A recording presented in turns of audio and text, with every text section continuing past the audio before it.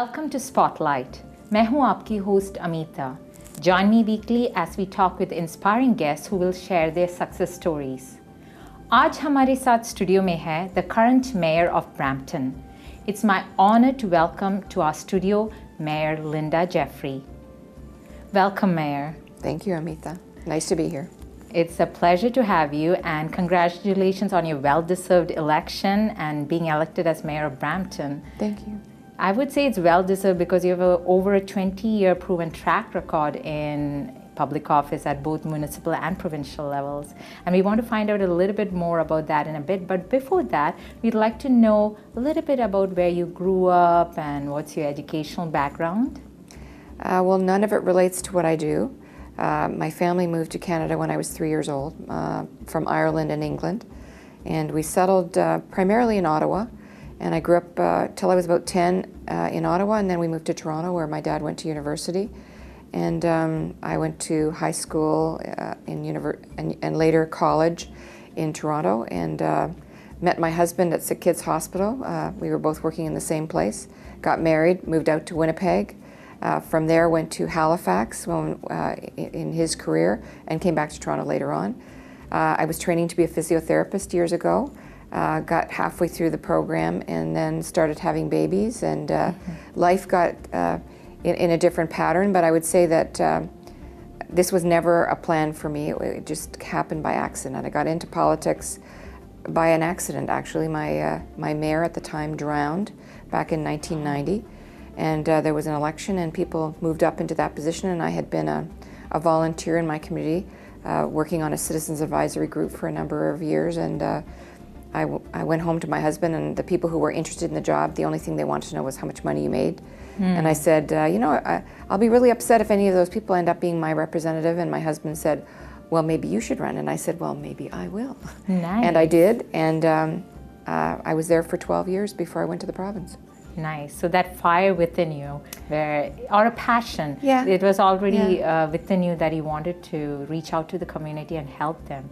So I think I loved meant my to be. community, and it was a way for me to give back, and I think a lot of people do in my community. I see a lot of people at the same events. They're at the food bank, they're in the parks cleaning up the garbage, or they're volunteering in different settings. I was one of those people. I have to say it was meant to be. So all that travel and coming, now you're in Brampton, it was all meant to be.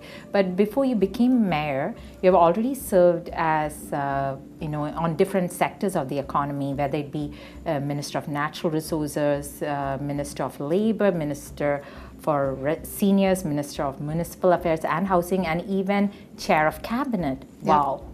A diverse range. It was 11 years in the province, and at the beginning I was a backbencher. Like everybody else, I was paying my dues. I was learning how to chair meetings, how to participate with the public about how to change legislation. I was lucky. We were elected as a majority, so we were winning votes, but we were still trying to really evolve pieces of legislation, make them better. I put a piece of legislation forward myself on residential sprinklers. So those are the fixtures you see in your homes, in malls, in libraries, in schools, and usually in the institutions, wherever you live and work, not where you sleep, in homes, which was what I tried to change, and put in sprinklers to save people. So I worked with a firefighter to work on that. But in my experience at the province, yes, I was asked to be the Minister of Natural Resources. Very interesting job. Got to fly all over the province, meet with First Nations communities, talk about planning legislation for them. Then I became the Minister of Labor and responsible for seniors. That was a very interesting portfolio, primarily because at the time we were dealing with the teachers and some issues around class sizes, and there was battles with the education profession at the time. As we see now, right now we're having very similar kind of labor issues going on with the education profession. And then the year before I left, I was the Minister of Municipal Affairs and Housing and the Chair of Cabinet. And being the Chair of Cabinet is good. You deal with 28 other ministers and try to control the number of issues that come to the table, help the Premier make decisions, provide the best information possible. It was a great job. I really enjoyed it, but I could see that Brampton needed some leadership. We were in the news for all the wrong reasons, which is why I came back. Interesting, and like you said, not just a variety of sectors, but different types of people you got to work with, which has now helped you to put forth as Mayor of Brampton. We want to find out why you're passionate about Brampton and what your goals as Mayor of Brampton are.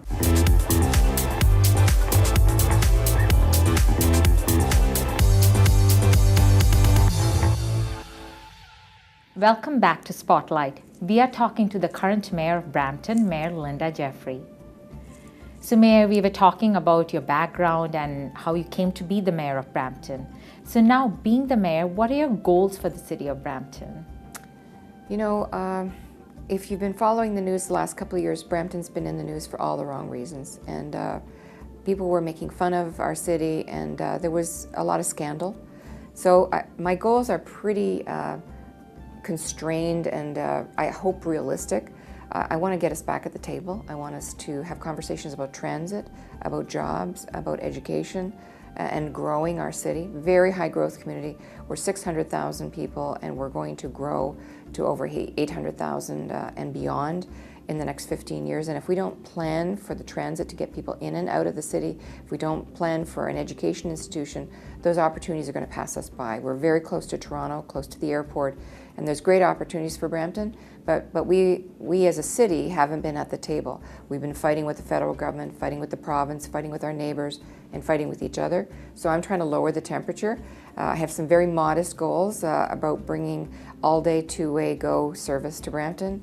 We've just had an announcement by the province of Ontario of $1.6 billion in light rapid transit. So if we connect the trains, the buses, and that light rapid transit to Brampton, it will help bring jobs.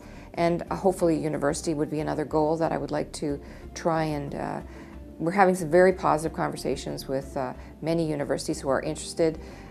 We talked earlier before the show about the high diversity in the community, a lot of young people, very young population. If I don't find a way to keep my young people in Brampton, they're going to leave and they won't come back. And I want them to stay. They're very well educated. They bring the energy and the passion to the community that I want to build on. Interesting. I'm going to come back to diversity in a minute, not just in the age group, but also the ethnic group. But before that, so this is your first year in office, and it seems like there are amazing projects on the horizons or long-term goals. Are there any particular projects that you're focusing on for 2015? Well, I talked about the transit, and that certainly is a big piece of it. I need council to work better, but what I do today is really part of the long-term goal. And one of the things I talked about during the election was about thinking about what Brampton should look like in the future. Our past is, we used to be a horticultural community. We were known as Flower Town. And then years later, we became an auto sector focused community with Ford and Chrysler being the major employers in town. But that's not our future. What is our future? Well, I like to think of it as a life and health sciences hub. We have Brampton Civic Hospital that was completed just over 5 years ago. That's $1 billion in healthcare. Then we're rebuilding Peel Memorial Hospital. We had a fire earlier in December, which held us back a little bit, but we're back. The cranes are on site. We're building that hospital. And just on Friday, we did groundbreaking on Erin Oak Kids. This is one of the largest facilities for brain-injured young people and their families. It's going to serve so many people within and around Brampton, offering respite services. To get those 3 types of world-class facilities in your community, you need to build on it. It's a very unusual and special confluence of healthcare dollars all coming that can attract those white-collar jobs that I want. It helps research dollars. And my community has some challenges from health care perspective, a lot of diabetes.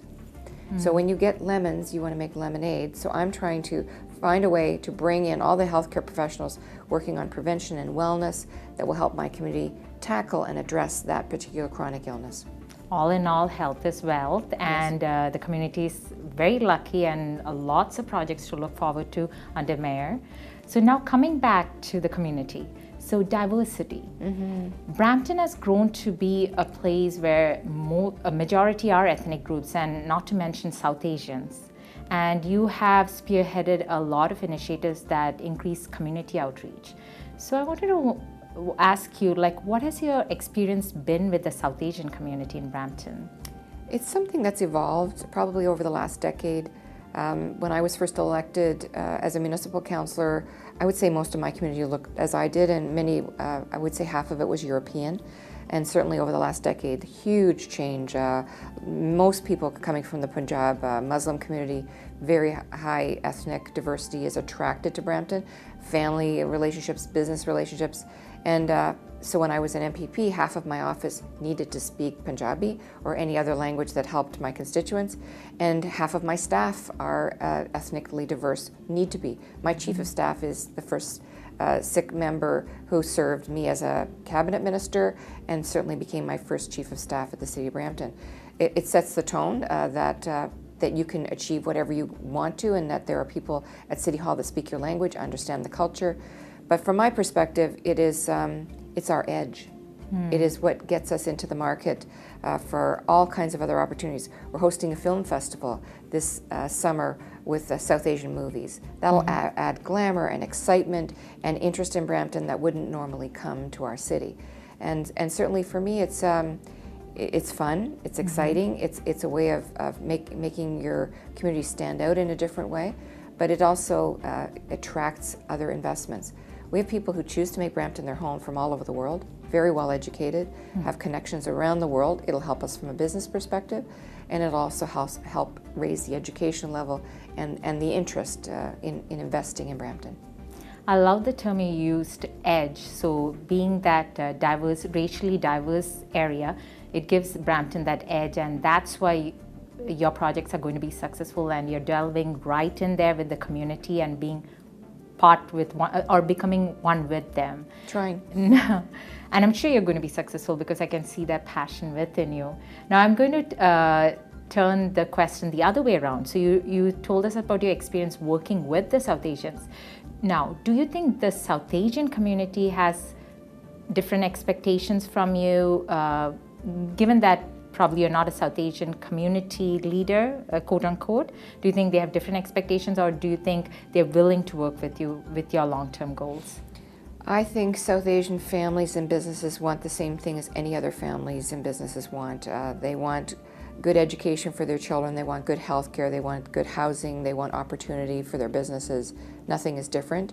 And as a representative, it's my job to listen, to learn, to take criticism when it comes, and to do as much outreach as I possibly can. One of the things we did earlier this year is, for the first time, we did some outreach in our budget in a way that's never been done before.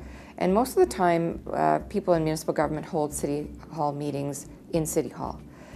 Most people are busy. They don't have the ability to get out and leave their families and not go to a soccer game with their child to go to a City Hall to talk about their budget. So we tried to find a way to communicate as effectively as possible. So we held telephone town halls. So you could sit in your living room or in your kitchen or in your business and listen to the conversation, and you could vote on your phone on issues that you thought were important.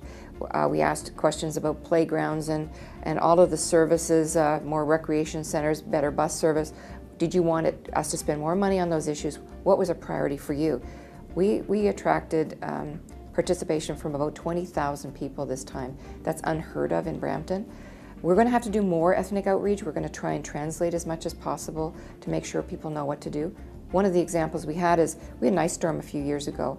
A lot of people staying home, a lot of seniors that are taking care of grandchildren, English isn't their first language. The more you can translate to them from a safety perspective what to do in the ice storm, whether to stay home, whether to call for help, those are things that you can translate easily and make people feel safe. We got a lot of seniors. We want to make sure they stay healthy and safe at home as long as possible, and the more we can do to make them feel integrated and part of the neighborhoods, that's my job. So we're working to find those ways to reach out and have people participate in what we do at City Hall. Amazing, love it. Adapt to the community and thinking outside the box to get them involved.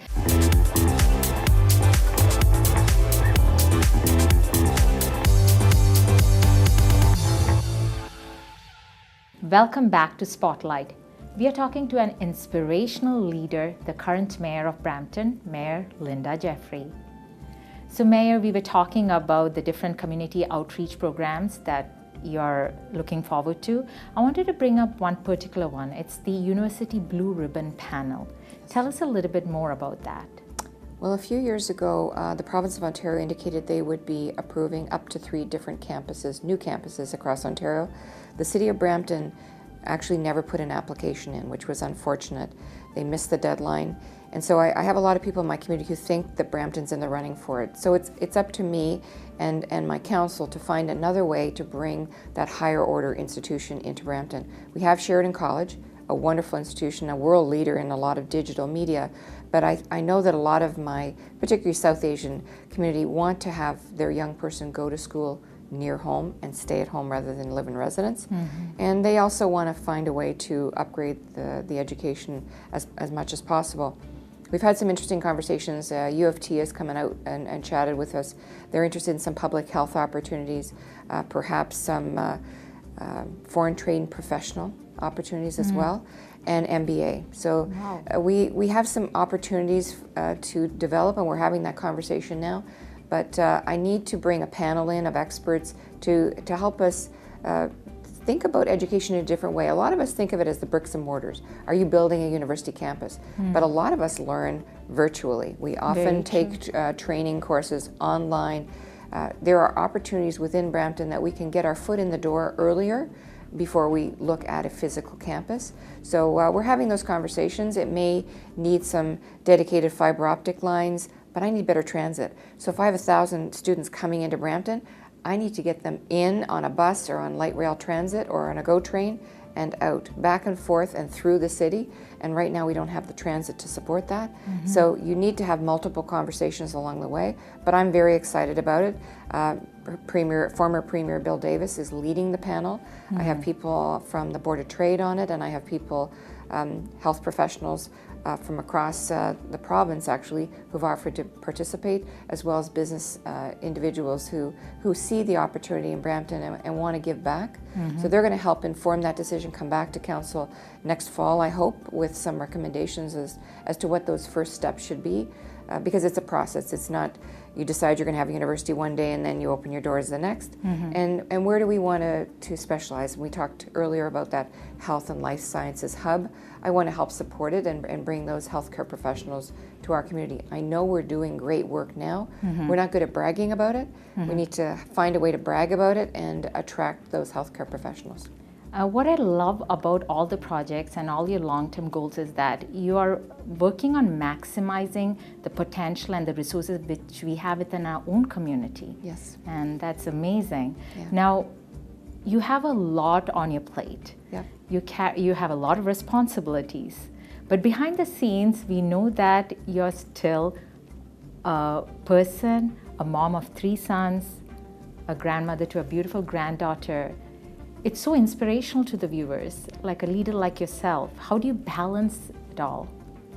I'm like a lot of moms and a lot of wives and a lot of business owners out there. You learn to juggle if you're a woman. Frequently you learn to juggle lots of other people's needs. But it is important to find some balance to it because you're not always a mayor. You're a wife, you're a mother, often you're a sister, and there's got to be a way to manage it. For me, a lot of it is being active. I try to run on my treadmill most days. I didn't get to it today, but I get to it most days because I know it's a good stress reliever. And I try to do things with my family. I think it's important to spend time because at the end of the day, they're the people who were with me before I became a politician, and they'll be the people afterwards. And I like to support my children. My son is getting married at the end of my oldest is getting married at the end of the month. So I'm thinking about what I'm going to do as the mother of the groom, and thinking how I can support my future daughter-in-law. And as you said, I'm a grandma, so I try to do things with my granddaughter, and it really helps you understand some of the challenges some of your residents are going through. We're not any different. I'm lucky. I have the best of both worlds, and in this job I'm not that far from home, whereas when I was at Queen's Park I had a 3-hour commute every day. So I'm very lucky I can be in my community and appreciate the things that my residents want. They're very similar to what I want. Amazing. All I can say is an all-rounder, inspirational, and very humble and down-to-earth. Brampton is in the right hands, and I can see the progress of Brampton with all your goals. Thank you. Thank you very much, Mayor, for taking the time and coming to talk to us today. Thank you. You're welcome, and thanks for the invitation. Thank you. We wish you all the best as Mayor of Brampton. We are proud of you. Thank you. तो आज mayor Linda Jeffrey ने हमें एहसास दिलाया है कि with hard work and determination, success and happiness is possible in whatever you choose to pursue, even if it is outside the box. Well, that's a wrap for this week. Continue to follow us on Facebook and Twitter, and write to me at vjamithaspotlight@gmail.com. We'll continue to bring you inspiring guests and their success stories. This is Amitha signing off till next week, encouraging you to follow your aspirations to your own spotlight.